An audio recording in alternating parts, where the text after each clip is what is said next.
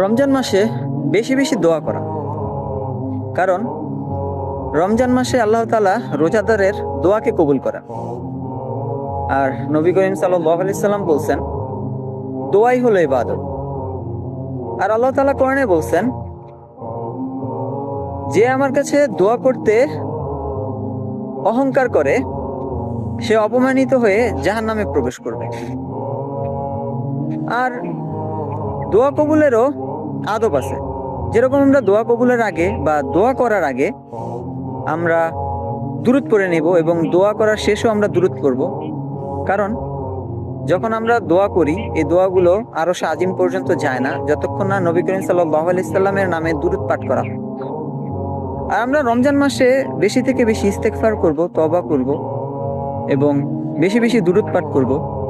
কারণ নবী করিম সাল্লাল্লাহু আলাইহি সাল্লামের নামে একবার দুরূদ পাঠ করলে আল্লাহ তাআলা 10টা রহমত দেন, 10টা মর্যাদাকে বৃদ্ধি করেন এবং 10টা গুনাহকে মাফ করেন। তো আমরা বেশি থেকে বেশি ইস্তেগফার করার চেষ্টা করব, তওবা করার চেষ্টা করব এবং বেশি বেশি দুরূদ পাঠ করার চেষ্টা করব।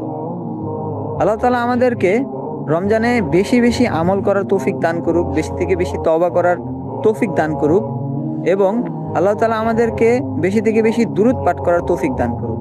আমিন।